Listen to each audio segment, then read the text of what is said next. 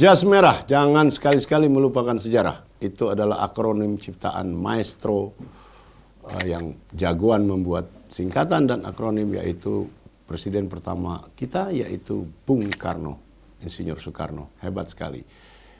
Tetapi pembicaraan kita malam ini bukan tentang pelupaan terhadap sejarah, tetapi adalah bagaimana menulis sejarah yang benar.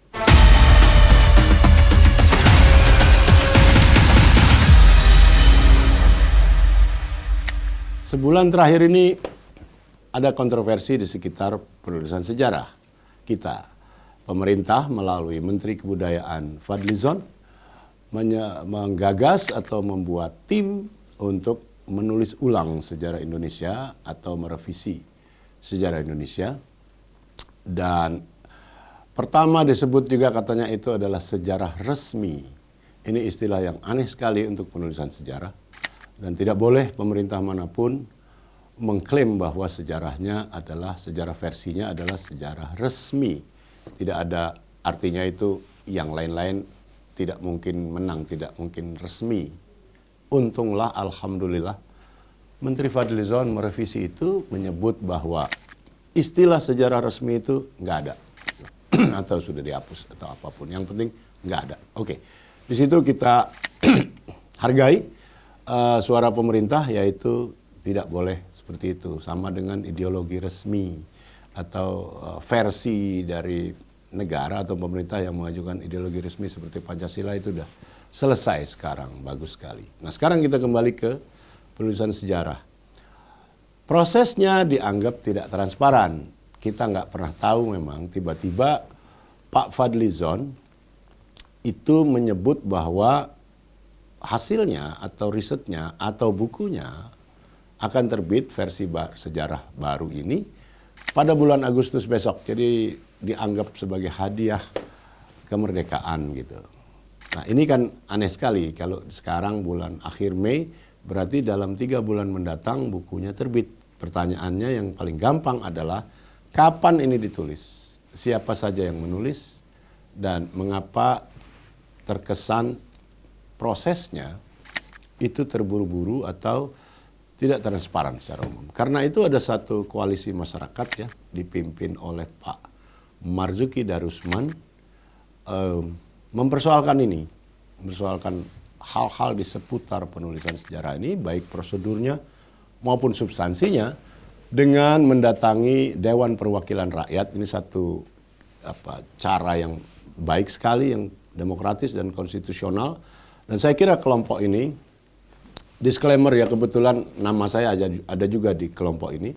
Dan itu mereka sudah menempuh prosedur demokratis yang konstitusional, yaitu mempertanyakan ini kepada Dewan Perwakilan Rakyat. Terjadilah dialog, dan sampai sekarang kontroversinya sebetulnya belum tuntas seperti biasa ya, nggak bisa cepat. Bahkan ada satu pejabat tinggi di lingkungan kementerian itu yang bilang bahwa mereka yang mempersoalkan ini adalah berpaham radikal dan sesat. Ini suatu vonis atau klaim yang luar biasa aneh dan mengejutkan dan pasti salah. Nah, bagaimana sebetulnya urusan ini? Pertama begini, bahwa sebuah sejarah, sebuah bangsa, itu ditulis, kemudian ditulis ulang lagi, review, itu sesuatu yang umum sekali, biasa sekali, hampir semua negara di dunia ini melakukan itu. Untuk alasan-alasan yang mudah kita pahami.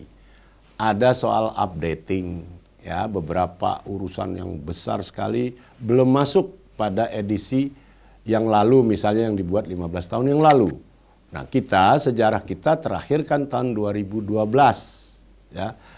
Karena itu misalnya seperti kata Pak Fadlizon sendiri, itu periode mulai Pak Jokowi ke sini belum tercatat. Jadi sejarah sampai 2012 itu adalah sampai Pak Susilo Bambang Yudhoyono. Karena 2012. Nah, 2014 Joko Widodo jadi presiden kita, dan itu katanya belum tercakup. Fine. Yang saya mau tekankan adalah penulisan ulang, rewriting of the nation's history, itu sesuatu yang biasa. Kita tahu ada di Afrika Selatan. Karena apartheidisme ditenggelamkan oleh penguasa kulit putih dan waktu itu penulis buku sejarahnya adalah rezim kulit putih, maka apartheid boy yang keji itu nggak ada. Nah begitu Pak Mandela keluar dari penjara dan jadi presiden, dia tulis ulang. Di Argentina begitu juga, di Chili begitu juga, zaman Jenderal Pinochet yang disebut dirty war yang dia lakukan itu pasti tidak masuk di dalam sejarah bikinan pemerintah dia waktu itu. Habis itu direvisi. Saya kira di Vietnam begitu, di Kamboja begitu, di Filipina begitu. Itu artinya biasa sekali.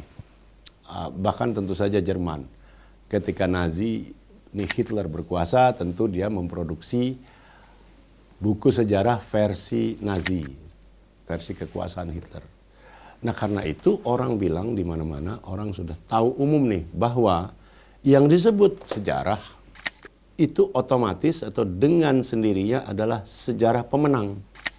Jadi disebutnya history necessarily the victor's history.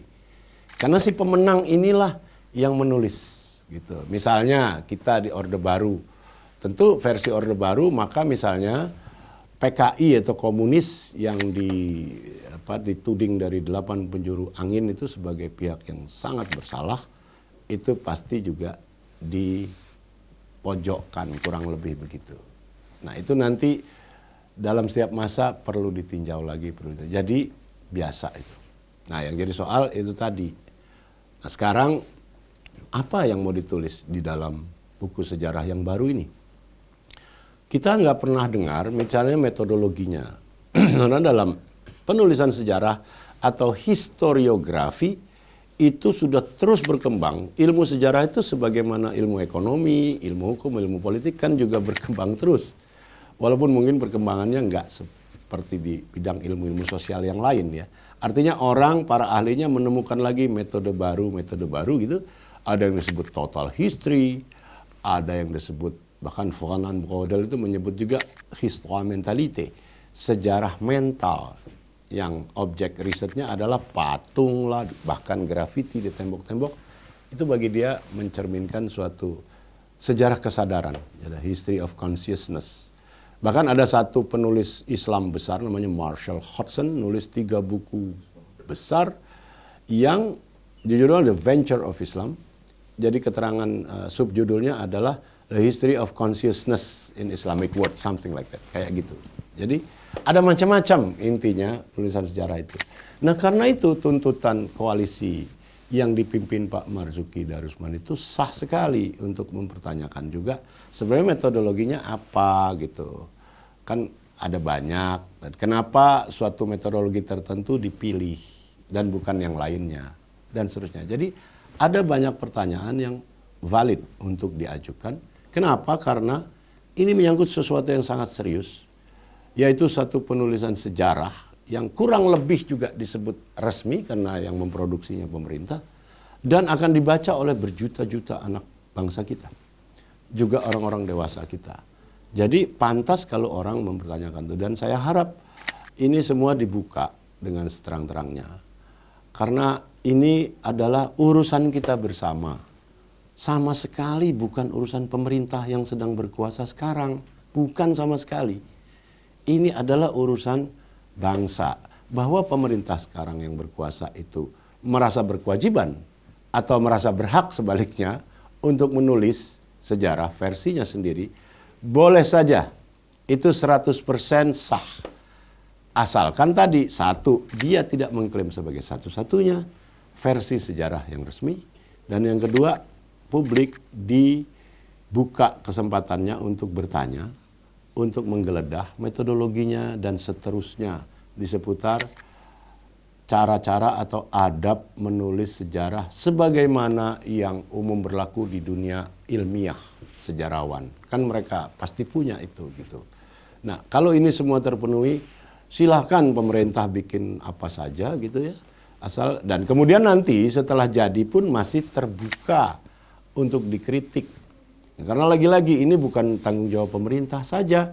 Ini adalah urusan bangsa ini secara keseluruhan. Rezim manapun nanti rezim ini berlalu juga kan terpengaruh.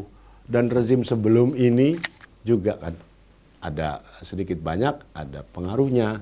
Nah karena itu sangat baik jika Pak Fadlizon sebagai Menteri Kebudayaan yang kelihatannya menjadi juru bicara terpenting dalam urusan ini, membolehkan itu membuka ruang dialog yang wajar, yang normal untuk kebaikan kita bersama.